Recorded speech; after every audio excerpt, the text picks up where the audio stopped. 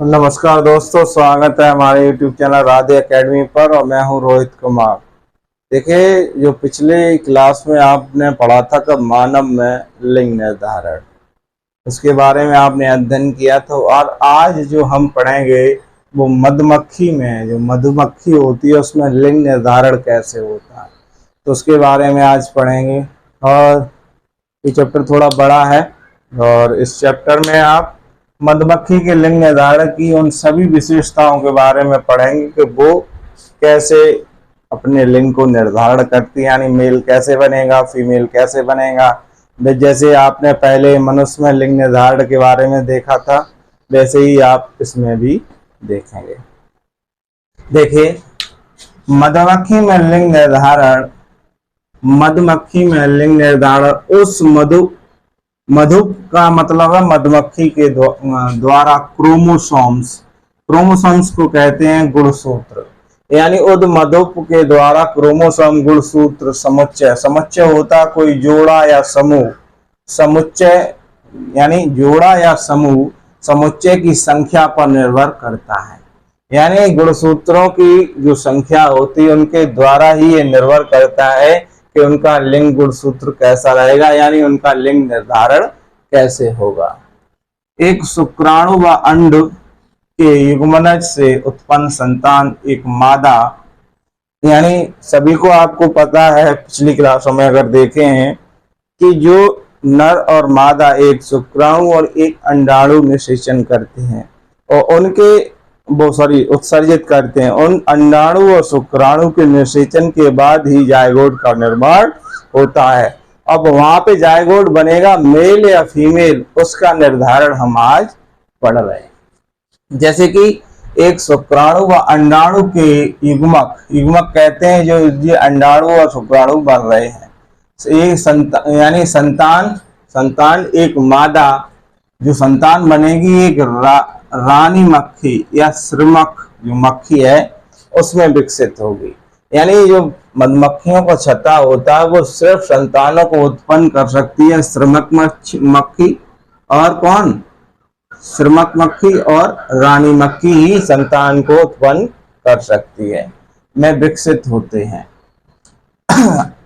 एक अनिषेचित अंड अनिषेक जनन के द्वारा नर ड्रोन विकसित होते हैं। देखिए, मैंने अनिषेक फलन पढ़ाया था पौधों वाले भाग में, और अनिषेक जनन वो होता है जो सिर्फ और सिर्फ फीमेल के द्वारा उत्सर्जित किया जाएगा और उसमें क्या किया जाएगा कि ऐसी संतान बन होगी नर ड्रोन उत्सर्जित होने, यानी बिना निषेचित के, यानी अनिषेचित जो जनन होगा, यानी ड्रोन जो बनेगा वो बिना निषेचित के ही विकसित हो जाएगा। यानी बिना जनन के ही कौन होगा उसमें, नर ड्रोन जो होगा वो बिना निषेचन के ही उत्सर्जित यानी उत्पन्न हो जाए, जिसे ही कहते हैं अनिषेचित या अनिषेक जनन। ठीक है, इस बात को समझ में आया। और इसमें मधुमक्खी में रानी और श्रमक मक्खी ही सिर्फ जन्म देती हैं। और अनिषेक जनन क्या है, अनिषेक जनन इसमें ऐसे बच्चे उत्पन्न होते हैं जो बिना निषेचन के उत्पन्न होते हैं। अब देखिए आगे, इसमें नर की क्रोमोसोम संख्या मादा की अपेक्षा आधी होती है। भाई जिसमें नर की क्रोमोसोम जो संख्या है वो मादा की अपेक्षा कैसी होती है, आधी होती है। मादा मधुप द्विगुणित होती है, यानी वो द्विगुणित होगी। कैसी होगी, द्विगुणित होगी, जिसमें 32 क्रोमोसोम्स होते हैं। कितनी संख्या होगी, 32 होते हैं। और नर कैसा होता, अगुणित। ये कैसा होगा, अगुणित होता है, जिसमें अगुणित होता है, जिसमें क्रोमोसोम की संख्या कितनी होगी, 16 होगी।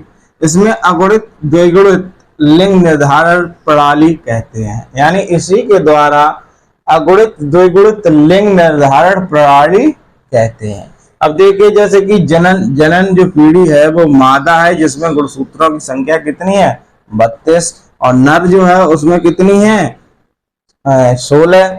और ये अर्धसूत्री विभाजन के द्वारा आदि आदि संख्याओं को गुणसूत्रों को बांटता है। और ये क्या है, अगुणित है, अभी कैसा है, अगुणित है। तो ये 16 जो अलग हो जाते हैं और ये 16 अलग हो जाते हैं, यानी ये 16 अलग होंगे और ये 16 अलग होंगे, यानी F1 ट्विनिंग। और ये 16 अर्धसूत्री विभाजन के द्वारा नर के और मादा के 16 मिलकर एक मादा मधुप का निर्माण करते हैं। और ये 16 जो हैं ये अलग अलग निकल के किसका, नर मधुप का निर्माण करेंगे। ये तो था। अब इसका क्या है, ये मादा है और ये नर है। एक बार फिर समझिए कि मादा जो है उसमें गुण क्रोमोसोम्स की संख्या कितनी होती है, 32, और नर में कितनी होती है, 16। ये 16 अगुणित होते हैं, ये अर्धसूत्री के द्वारा अलग अलग बट जाते हैं। 16 ये नर को उत्पन्न करेंगे और ये आधे जो अर्धसूत्री विभाजन हुआ 16 और ये 16 मिलकर एक मादा, यानी ये क्रोमोसोम और ये क्रोमोसोम 32 मिलकर एक मादा मधुप का निर्माण करते हैं। और इधर किसका होगा, एक नर मधुप का निर्माण हो। इस प्रकार मधुमक्खी का आप पढ़ेंगे। अब हम पढ़ेंगे उत्परिवर्तन या म्यूटेशन। देखिए म्यूटेशन या उत्परिवर्तन वो है या तो भौतिक कारकों द्वारा हो या किसी आनुवंशिक लक्षण के द्वारा जो परिवर्तन आते हैं उनको ही उत्परिवर्तन या म्यूटेशन कहते हैं। देखिए इसे उत्परिवर्तन वह क्रिया है जो डीएनए अनुक्रम में बदलाव ला देती है, यानी उत्परिवर्तन वह क्रिया है जिसमें डीएनए अनुक्रम में बदलाव ला देती है। इसके परिणाम स्वरूप जीव के जीनोटाइप और फिनोटाइप में परिवर्तन आ जाता है, यानी जीव के जीनोटाइप और फिनोटाइप में परिवर्तन आ जाता है। उत्परिवर्तन के कारण डीएनए में विविधता आ जाती है, यानी जो डीएनए में जो बदलाव आता है हम उसे क्या कहेंगे, उत्परिवर्तन के कारण डीएनए में क्या है, उसमें कुछ बदलाव आते हैं। जैसे कि मैंने बताया ऊपर कि डीएनए अनुक्रम में जो बदलाव आता है उसके परिणाम स्वरूप जीव के, यानी जब उसमें बदलेगा तो उसमें जीनोटाइप और फिनोटाइप में परिवर्तन आ जाता है। परिवर्तन के कारण डीएनए में विविधता आ जाती है। क्या आ जाती है, डीएनए में विविधता आ जाती है। उत्परिवर्तनों का जन्म अनेक रासायनिक भौतिक कारकों से होता है, यानी इसमें जो परिवर्तन होंगे वो रासायनिक होंगे या फिर भौतिक हो सकते हैं कुछ बदलाव। जैसे कि अब भौतिक और रासायनिक तो आप समझते ही हैं कि जो उत्परिवर्तन का कारण हो सकते हैं या तो वो रासायनिक हो सकते हैं या भौतिक हो सकते हैं, उन्हें उत्परिवर्तन या म्यूटाइजन का नाम दिया जाता है। अब जैसे कि पराबैंगनी विकिरण जीवों में उत्परिवर्तन पैदा कर देता है, जैसे कि यूवी जो रेस हैं वो मनुष्य को क्या कैंसर उत्पन्न करती है। कई ऐसी चीजें जो हैं मनुष्य के जीवन में जो परिवर्तन आते हैं, कैंसर हो गया या और भी कोई लाइफ साइकिल में परिवर्तन हुआ, तो उनमें जो परिवर्तन होते हैं वो किसके द्वारा होते हैं, ये उत्परिवर्तन के कारण ही होता है। यानी ऐसे परिवर्तन जो भौतिक या रासायनिक कारकों के द्वारा होते हैं उन्हें उत्परिवर्तन या म्यूटेशन कहा जाता है, जो डीएनए के अनुक्रम में बदलाव ला देते हैं, जिसके परिणाम स्वरूप जब डीएनए में बदलाव आएगा तो जीनोटाइप और फिनोटाइप में परिवर्तन आ जाता है। क्या आ जाएगा, जीनोटाइप और फिनोटाइप में परिवर्तन आ जाएगा। उसी को क्या कहेंगे, उत्परिवर्तन या म्यूटेशन। अब जो हम पढ़ेंगे इससे आगे वो पढ़ेंगे आनुवांशिक विकार, यानी हम लोगों की जो एक पीढ़ी से विकार है दूसरी पीढ़ी में तीसरी पीढ़ी में जो विकार चलते रहते हैं उनको पढ़ेंगे। अब हम किसको, आनुवांशिक विकार। अब देखिए आनुवांशिक विकार के बारे में देखेंगे। आनुवांशिक विकार आप दो तरीके के पढ़ेंगे, एक मेंडलीय आनुवांशिक विकार, एक क्रोमोसोमी विकार। क्योंकि गुणसूत्रों पर कुछ ऐसे लक्षण होते हैं जो जाएंगे वो एक पीढ़ी से दूसरी पीढ़ी में ट्रांसफर होते रहते हैं। और आनुवांशिक विकार क्या है, इनको देखिए कि भाई मानव जैसे कि इंग्लैंड में विक्टोरिया परिवार में कि वहाँ हीमोग्लोबिन से पीड़ित हैं वो एक पीढ़ी से दूसरी पीढ़ी में ये चलता रहता है। इसलिए मानव आनुवांशिक में, जैसे कि मानव आनुवांशिक में शब्दावली वंशावली एक महत्वपूर्ण भाग होता है। यानी ह्यूमन जो है उसकी वंश का कि वो किस पीढ़ी से आया है उसका अध्ययन आवश्यक होता है, तभी तो आप अन्य रोगों के बारे में जान पाएंगे।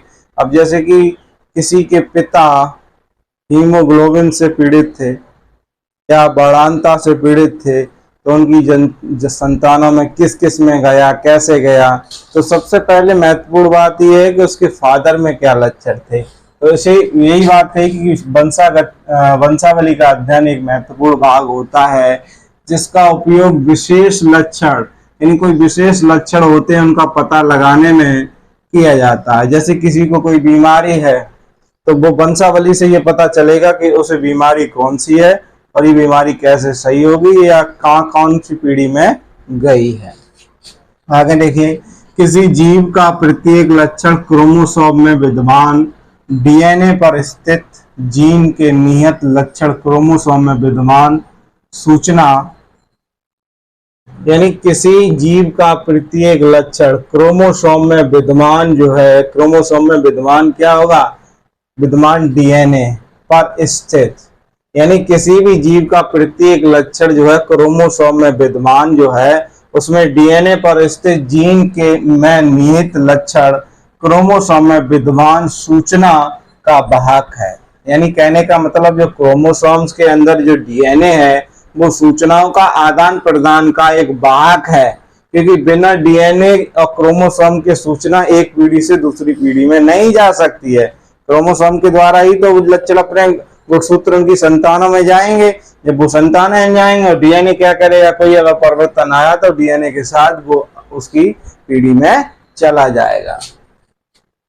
तो डीएनए क्या है, सूचना का वाहक है। या बिना परिवर्तन के एक पीढ़ी से दूसरी पीढ़ी में चलता रहता है या स्थानांतरण होता रहता है।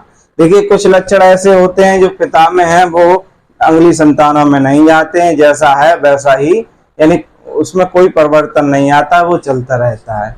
लेकिन कभी कभी क्या होता है, परिवर्तन और रूपांतरण भी होते रहते हैं।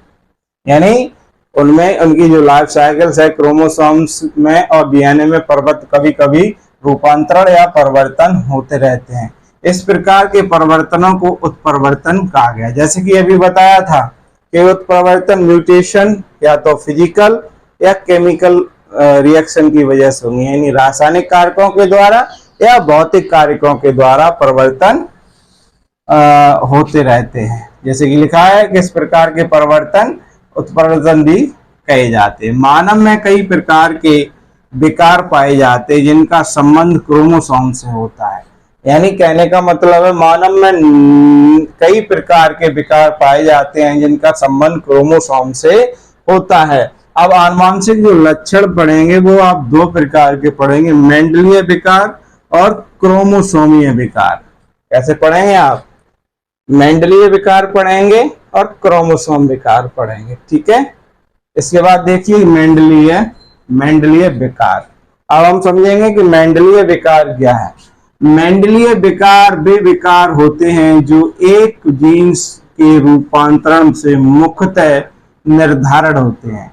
यानी मेंडलीय विकार एक ही जीन में जो परिवर्तन आएगा या जो परिवर्तन करेगा वो एक ही जीन करता है, किसमें, मेंडलीय विकार में। और ये विकार संतानों में पहुंच जाते हैं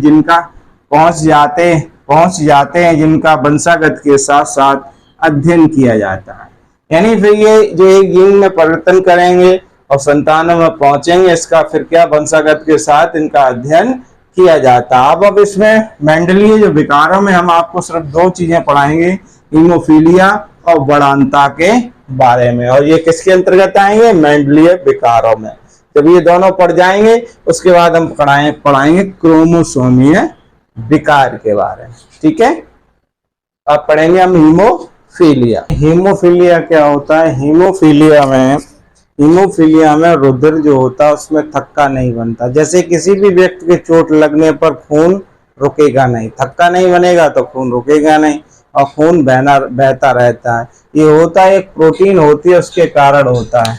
देखिए हीमोफीलिया को, इस रोग में रुधिर के थक्का न बनने से संबंध एक प्रोटीन से प्रभावित होता है, यानी एक प्रोटीन होता है जिससे ये प्रभावित होता है।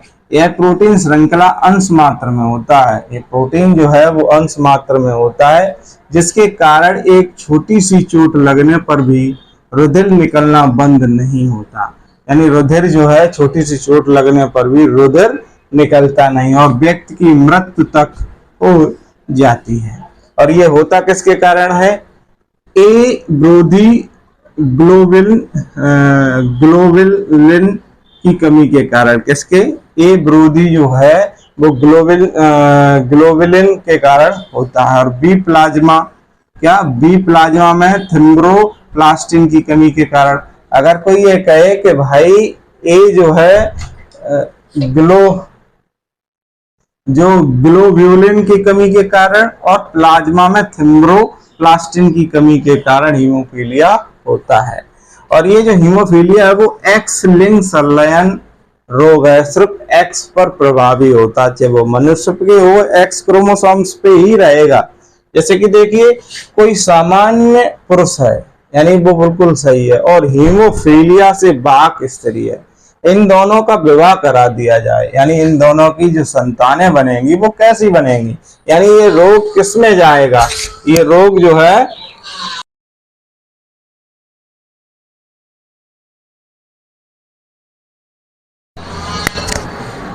ये रोग किसमें जाएगा, इसके बारे में आप अध्ययन करेंगे। देखिए सामान्य स्त्री बताई गई और बाहक स्त्री बताई गई और सामान्य पुरुष बताया गया। आपको पता है कि स्त्री के गुणसूत्र क्रोमोसोम्स कौन से होते हैं? एक्स एक्स होते हैं, और पुरुष के कितने होते हैं? एक्स वाई होते हैं। और एक्स क्रोमोसोम्स पे हीमोफीलिया है, यानी मैंने यहाँ पर जो स्त्री ली गई है वो हीमोफीलिया से ग्रस्त है। तो अब देखिए यहाँ हमने नर युग्मक ले लिए, यानी पुरुष के ले लिए एक्स और एक्स वाई, और हमने जो H लिखा वो हीमोफीलिया के लिए हमने शो करने के लिए लिखा, ये मादा युग्मक और ये नर युग्मक। अगर हम इस X से इस X को कराएंगे तो हमें क्या प्राप्त होगा? XX, यानी ये पुत्री प्राप्त होगी। ये सही है, इसमें बेटी में कोई लक्षण नहीं है। अब इस X और Y से कराएंगे तो XX, ये जो बेटा जन्म लेगा वो भी कैसा लेगा? सही जन्म लेगा। इसमें क्या होगा? ये बिल्कुल सामान्य होगा। अब इस X से इस X से कराएंगे तो XX आएगा और एक X पे H आएगा। कैसा आएगा? एक H आएगा, यानी जो हीमोफीलिया से ग्रस्त है।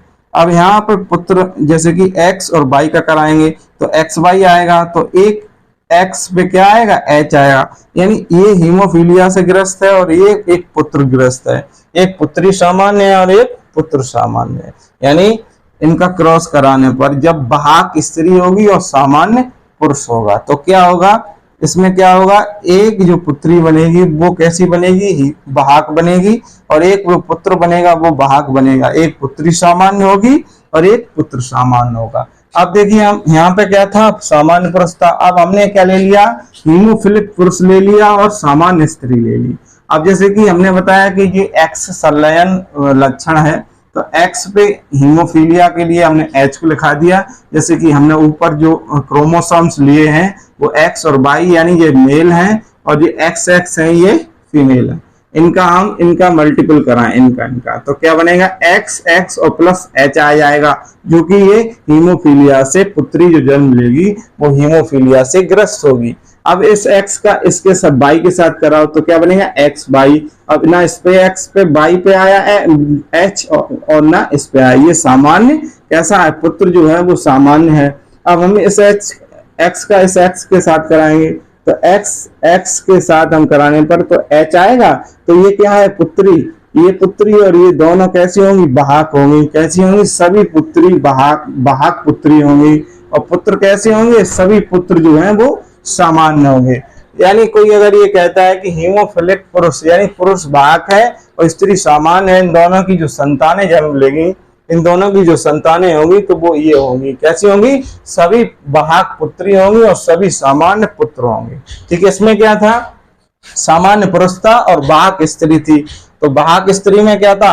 एक सामान्य पुत्र होगा, एक सामान्य पुत्री होगी, और एक पुत्र वाहक होगा, एक पुत्री वाहक होगी। ठीक है, अब इसके बाद आप पढ़ेंगे वर्णांता। अब देखिए वर्णांता के बारे में। देखिए वर्णांता क्या है, इससे जो पीड़ित व्यक्ति होगा वो लाल और हरे रंग में वो अंतर नहीं समझता, उसे कलर ब्लाइंडनेस भी कह सकते हैं, यानी रंगों में भेद ना कर पाना, किसमें, लाल और हरे रंग में।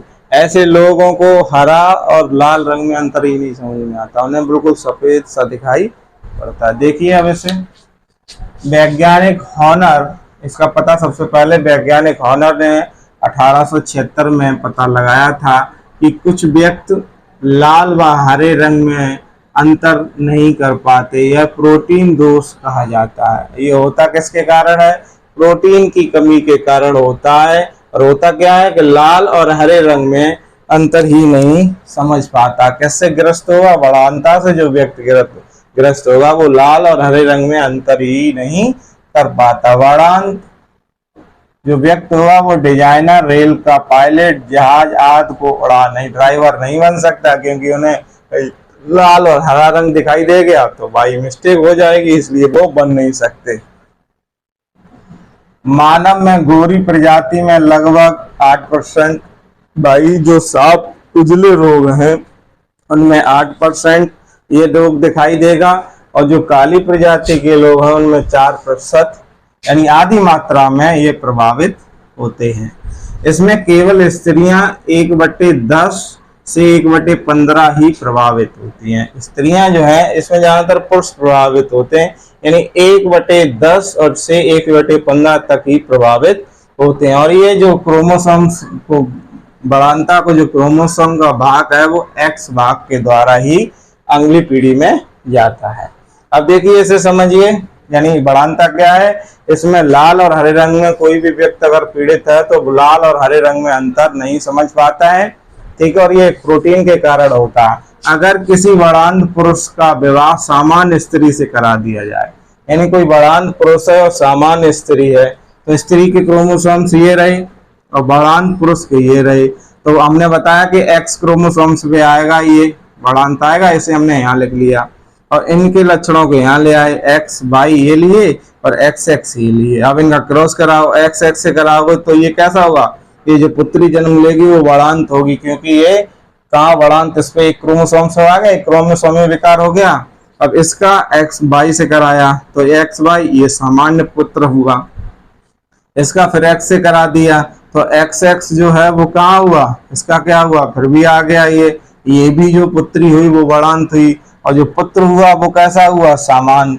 तो सभी पुत्रियां इसमें, जब कोई वर्णांत पुरुष अगर है और सामान्य अगर स्त्री के साथ विवाह करता है तो उसकी पुत्रियां जो सारी की सारी जो हैं वो किससे ग्रस्त होंगी, वर्णांत से ग्रस्त होंगी, और पुत्र कैसे होंगे, सामान्य होंगे। अब इसके अपोजिट में देखिए, सामान्य हम पुरुष ले रहे हैं यहाँ और तथा वर्णांत स्त्री ले रहे, यानी इसमें क्या लिया था, वर्णांत पुरुष लिया था और सामान्य स्त्री ली थी।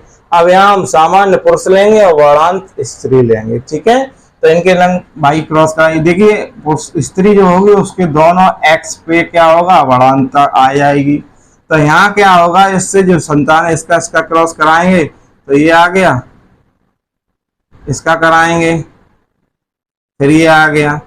यानी कहने का मतलब है इसके साथ जब मल्टीपल यानी गुणा कराते हैं तो इसमें सभी पुत्रियां वाहक होंगी और सभी पुत्र वाहक होंगे। कब होंगे, जब सामान्य पुरुष हो और वाहक स्त्री हो, जिसमें सभी पुत्र कैसे होंगे, वाहक होंगे, और सभी स्त्रियां कैसी होंगी, वाहक होंगी, यानी पुत्रियां। ठीक है, अब इसके बाद हम जो पढ़ेंगे वो क्रोमोसोमीय विकार पढ़ेंगे, जो क्रोमोसोम्स पे डिपेंड करते हैं, वो क्रोमोसोमीय विकार के बारे में पढ़ेंगे। क्रोमोसोमीय विकार के बाद जो क्रोमोसोम के अंतर्गत जैसे आएंगे, जैसे किसी में गुणसूत्रों की संख्या ज्यादा हो जाएगी, किसी में कम हो जाएगी, उसके में पढ़ेंगे। ठीक है, क्रोमोसोमीय विकार।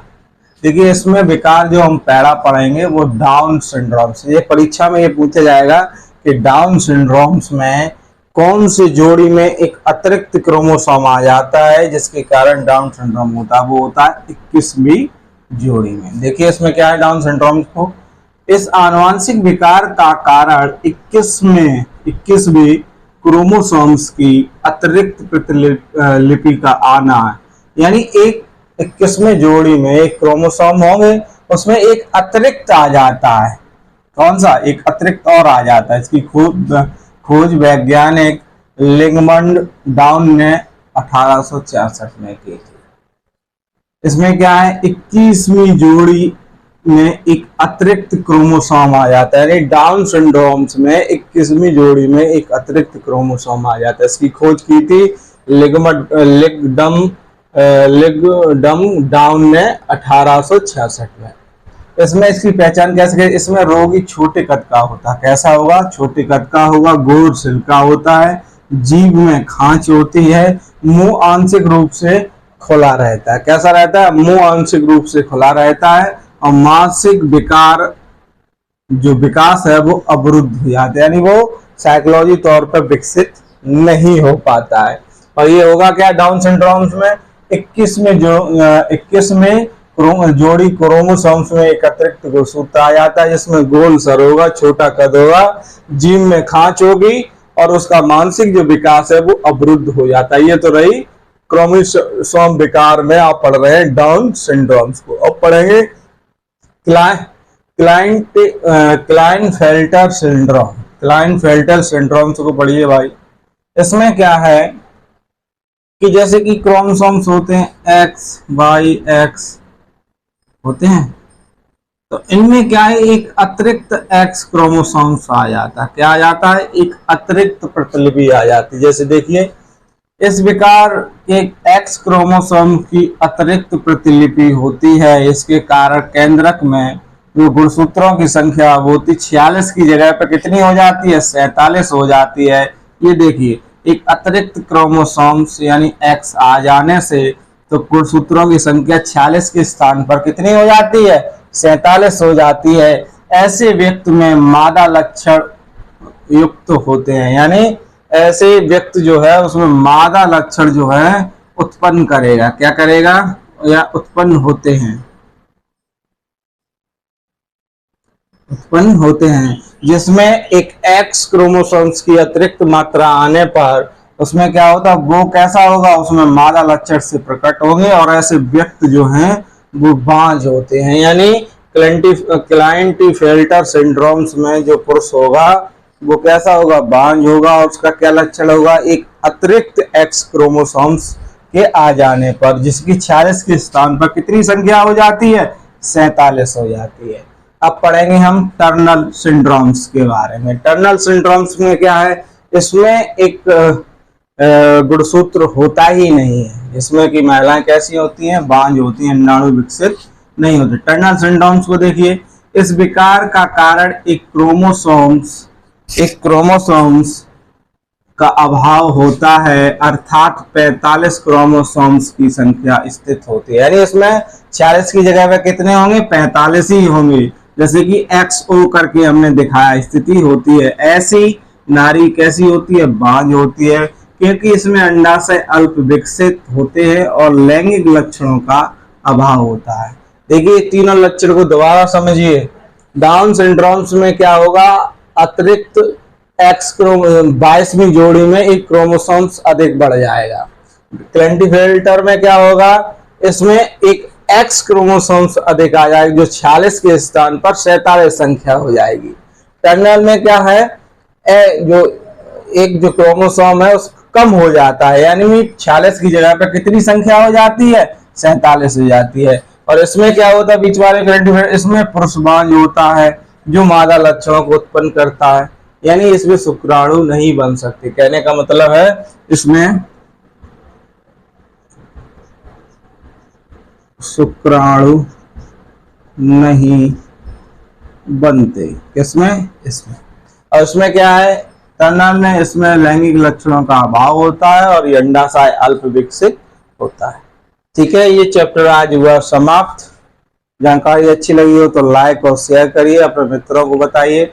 और अब एक सूचना, जैसे कि अब ये आपका बायोलॉजी का जो चैप्टर, बायोलॉजी 12th क्लास की चल रही है, अब आपको इसी यूट्यूब चैनल पर 10th क्लास की सारी साइंस कराई जाएगी। हो सकता है कल आपको वीडियो मिले साइंस का, जैसे केमिस्ट्री को पढ़ाया जाएगा, फिर बायो को पढ़ाया जाएगा, फिर फिजिक्स को पढ़ाया जाएगा। ठीक है, तो नमस्कार दोस्तों।